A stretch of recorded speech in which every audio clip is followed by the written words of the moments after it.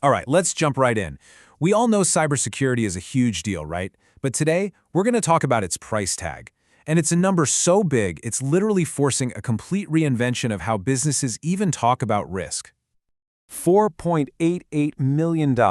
Get this, that is the new all-time high for the average cost of a single data breach. That's straight from IBM's 2024 report. It's a 10% jump, and it's a blaring signal that the stakes, financially speaking, have never, ever been higher. But, the real problem here isn't just about needing better firewalls or stronger passwords. The core vulnerability, the one that's costing companies millions, is a total breakdown in communication. It's that gap between the tech teams and the front lines and the business leaders calling the shots in the boardroom. So here's how we're going to break this down. First, we'll look at why cyber risk has become business risk. Then, we'll dive into that communication gap. And, most importantly, figure out how to translate tech threats into dollars and cents. We'll also unpack the double-edged sword that is AI, and we'll wrap it all up with a clear blueprint for leaders. Okay, first things first, we have to completely reframe this conversation. For decades, we kind of thought of cyber attacks as IT problems. Data gets stolen, systems get patched, life goes on. But that's just not the whole picture anymore. A cyber incident today is fundamentally a can we even stay in business event. And when you slice up that $4.88 million number, a really surprising story emerges. The single biggest cost, and this is wild, a staggering 57% of it comes from lost business. We're talking lost sales, customers leaving, and a brand reputation that takes years to rebuild. And the actual IT fix, the tech part, that's the smallest piece of the pie. And hey, this isn't just theory. Just look at the Change Healthcare attack in early 2024.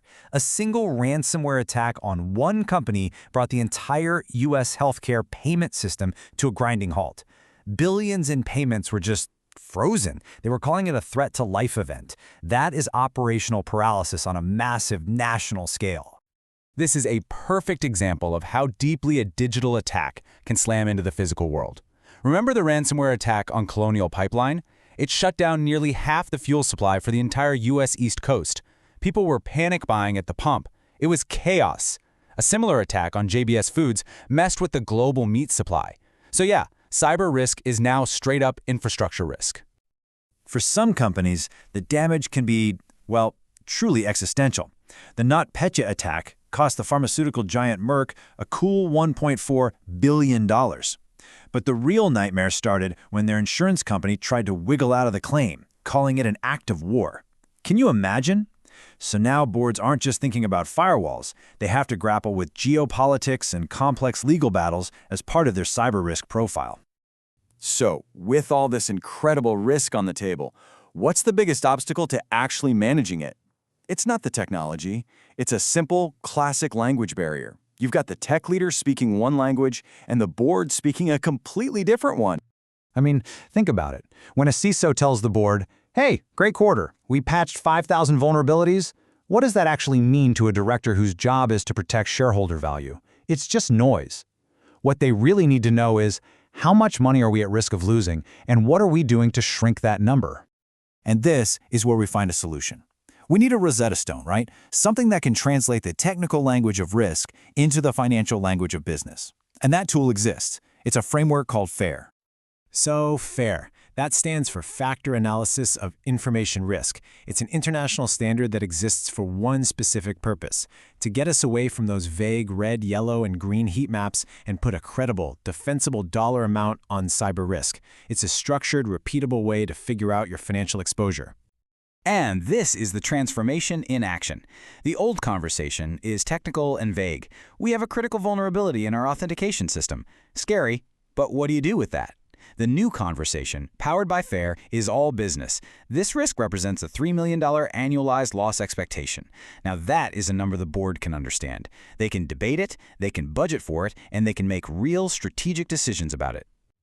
All right, now let's throw the biggest variable of all into this equation: artificial intelligence.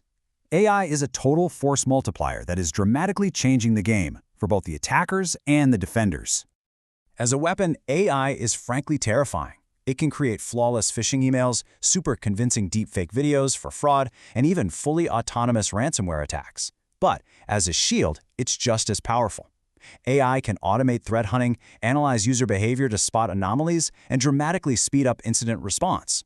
In fact, IBM's research shows that companies using AI and automation extensively save, on average, $2.2 million per breach. So how do we put all of this into action? It really comes down to a new playbook, one with clear responsibilities for both the technology leaders and the board of directors. For the CISO and CIO, the mission is to evolve into a strategic business partner. It starts by adopting a framework like FAIR to speak the language of finance. From there, it's about redesigning your dashboards to show ROI, not just tech metrics.